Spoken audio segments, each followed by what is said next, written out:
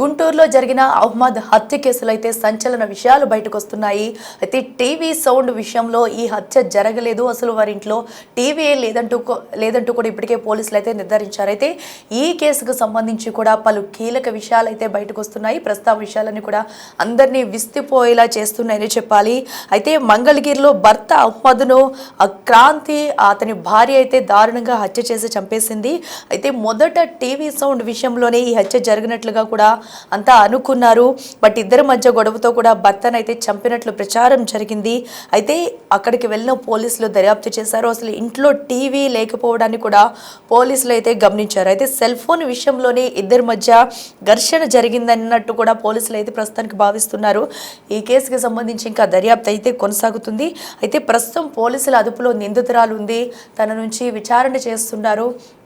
అసలు ఇంట్లో టీవీ లేకుండానే ఎందుకు టీవీ సౌండ్ విషయంలోనే చంపానన్న వాస్తవాలు ముందే అయితే బయటకు వచ్చాయి. అదంతా అబద్ధం అంటూ కూడా పోలీసులు చెప్తున్నారు. ప్రస్తుతం అయితే నిందితురాలని అదుపులోకి తీసుకుని అయితే పోలీసులు విచారిస్తున్నారు.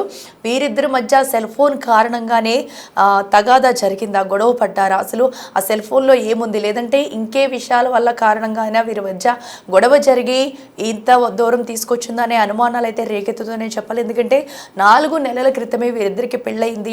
సో పెళ్ళైనప్పటి నుంచి కూడా వీరిద్దరూ బాగానే ఉంటారు. అటు భర్త అహ్మద్ కానివ్వండి, భార్య క్రాంతి కానివ్వండి, ఇద్దరు బాగానే ఉంటారంటూ కూడా స్థానికులు కూడా చెప్పుకొస్తున్నారు. అయితే అంత సడన్గా ఆమె అంత క్రూరత్వంగా భర్తను ఎందుకు హత్య చేయాల్సి వచ్చింది? తనకి ఏదన్నా పర్సనల్గా రీజన్స్ ఉన్నాయా, లేదా ఇద్దరి మధ్య ఏమన్నా ఘర్షణ వాతావరణం చోటు చేసుకుందా అనేది కూడా ఇంకా తెలియాల్సి ఉంది. అయితే ప్రస్తుతం అటు స్థానికులైతే ఘటన జరిగిన సమయంలో ఇంట్లో నుంచి అరుపులు వినిపించాయి. ఇంట్లో అరుపులు విన్న తర్వాత మేమంతా కూడా అక్కడికి వెళ్ళి చూసేసరికి తన భర్తను అయితే దారుణంగా నరికేసి కూడా హత్య చేసింది. అయితే అహ్మద్ కూడా కేవలం ఆయన కూడా అప్పటికే ఏదైతే ప్రాణాపాయంలో కొట్టుమిట్టాడుతున్న అహ్మద్ కూడా తన భార్య తనపై దాడికి దిగిందంటూ కూడా అటు స్థానికులతో చెప్పారు. ఇదంతా కూడా వారందరూ పోలీసులకి అయితే స్టేట్మెంట్ ఇచ్చారు.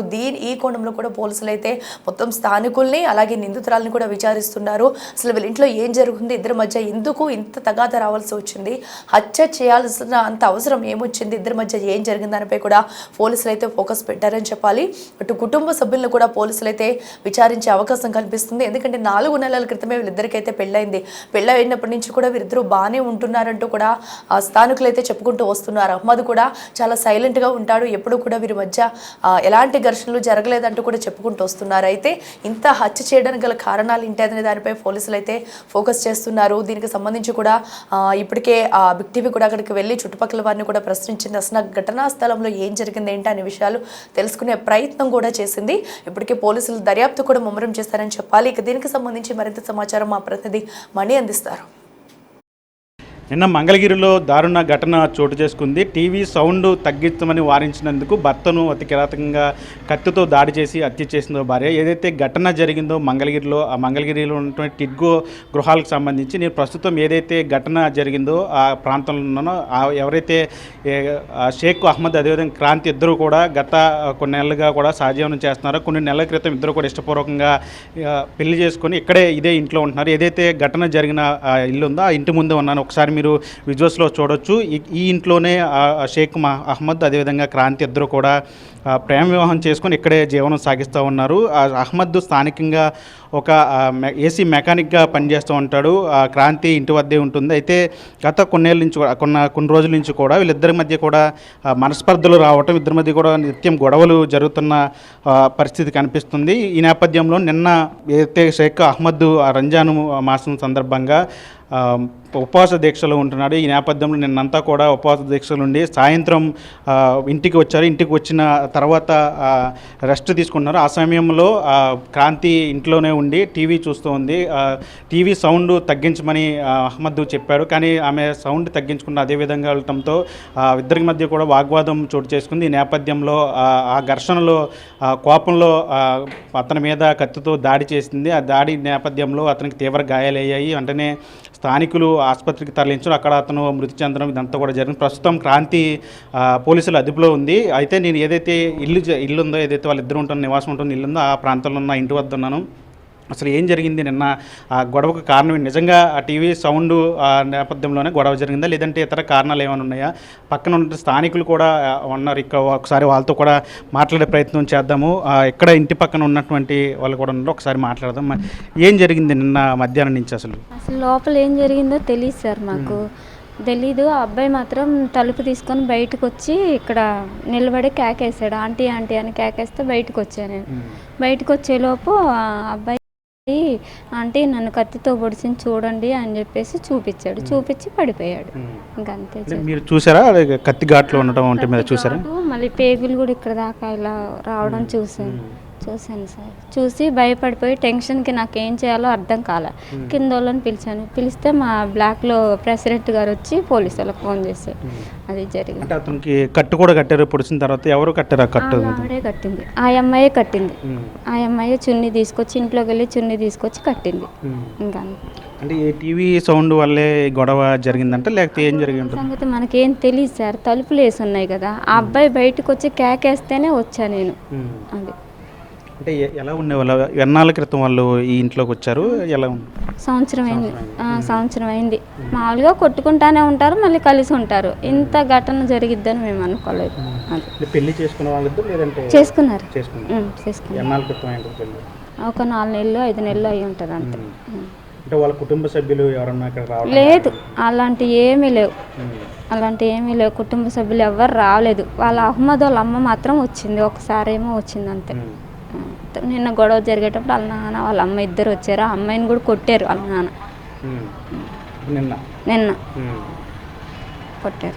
అంటే ఎలా ఉండేది క్రాంతి? అంటే ఎప్పుడు గొడవలు పడుతూ ఉంటుంది భర్తతో అని చెప్తున్నారు, అంటే కోపం ఎక్కువ ఉంటుందని చెప్తున్నారు. ఎలా ఉండేది? అంటే చుట్టుపక్కల మీతో కానీ మాట్లాడటం, వ్యక్తిత్వం ఎట్లా ఉండేది? మాట్లాడదు, అసలు ఎవరితో మాట్లాడదు. ఇంట్లోంచి బయటికి కూడా రాదు.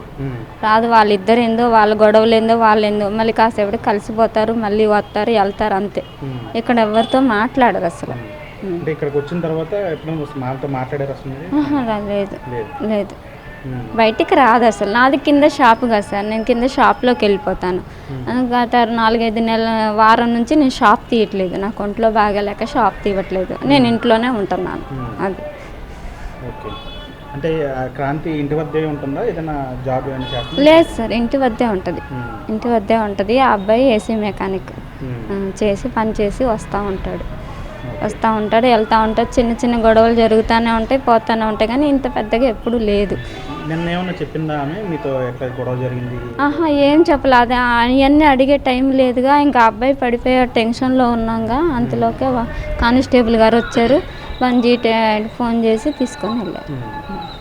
అది చూశారు కదా, ఇది జరిగిన విషయం. అంటే అతను ఇక్కడికి వచ్చి కత్తి ఘాట్లతో పడిపోవడం వరకే చూసాం. అంతకుముందు ఏం గొడవ జరిగిందో మాకు కూడా తెలియదు. తను చర్చికి వెళ్ళి వచ్చే సమయానికి ఇదంతా కూడా జరిగిందని చెప్తున్నాను. ఇక్కడే ఈ ఘటన జరిగిన సమయంలోనూ ఇక్కడ ఉన్నటువంటి ఎవరైతే ఇప్పుడు మనం మాట్లాడిన వాళ్ళ బాబు కూడా ఉన్నారు, ఆ పిల్లవాడు కూడా ఈ ఘటనతో కూడా చూశారు. ఒకసారి అతనితో కూడా ఏం జరిగింది ఏంటంటే, అంతకుముందు ఏమైనా జరిగిందా ఏంటంటే కూడా ఒకసారి మాట్లాడదాం.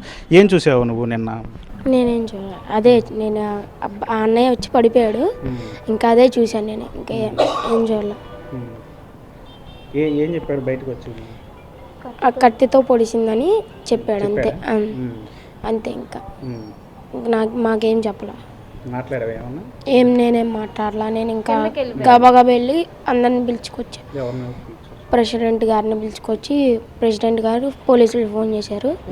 పోలీసులు ఫోన్ చేస్తే ఇంకా పోలీసులు వచ్చి ఫోటో అవన్నీ చూసుకొని అంబులెన్స్ ఫోన్ చేశారు. అంబులెన్స్ వచ్చి తీసుకెళ్ళి ఇంటి దగ్గర ఉన్నా గొడవ జరుగుతున్నప్పుడు అంటే కేకలు వినిపించారు అట్లా? ఇది నిన్న అంతా కూడా ఈ ఉపవాస దీక్షలు స్టార్ట్ అవుతుందో అటు కొంతమంది చర్చిలకు వెళ్ళారు, అదేవిధంగా కొంతమంది దర్గాలకు కూడా వెళ్ళిన పరిస్థితి. అయితే ఈ నేపథ్యంలో గొడవ ఏం జరిగింది అనేది అయితే ఇక్కడ స్థానికులు కూడా పూర్తిగా చెప్పలేకపోతున్నారు. ఏదైతే ఘటన జరిగిన తర్వాత, దాడి చేసిన తర్వాత అతను కత్తి ఘాట్లతో ఇక్కడికి వచ్చి పడిపోవడం వరకు మేము చూసాం. వెంటనే ఇక్కడ ఉన్నటువంటి స్థానికులకు, అపార్ట్మెంట్ వాసులకు, అదేవిధంగా పోలీసులు కూడా సమాచారం అందించాం. వెంటనే వాళ్ళు వచ్చి అతన్ని ఒకటొకటిన ఆసుపత్రికి తీసుకెళ్లారు. అసలు గొడవ ఎందుకు జరిగింది అనేది అయితే కారణం పూర్తిగా తెలియదు. అంటే ఈ టీవీ సౌండ్ వల్లే జరిగిందా ఏంటనేది అయితే పూర్తిగా పోలీసుల విచారణ తెలియాల్సిన అవసరం ఉంది. ప్రస్తుతానికి క్రాంతి పోలీసుల అదుపులో ఉంది. మంగళగిరి పట్టణ పోలీసులు ఆమెను విచారిస్తున్నారు. దీనికి సంబంధించి ఘటనకు సంబంధించి కేసు నమోదు చేసి పోలీసులు కూడా లోతైన దర్యాప్తు చేస్తూ ఉన్నారు. పోలీసుల దర్యాప్తులో అసలు గొడవకి కారణం ఏంటి, అసలు ఏం జరిగింది అనేది అయితే పూర్తిగా విషయాలు అయితే వెల్లడి కావాల్సిన పరిస్థితి అయితే ఉంది. వల్లితో మనీ, బిగ్ టీవీ, మంగళగిరి నుంచి.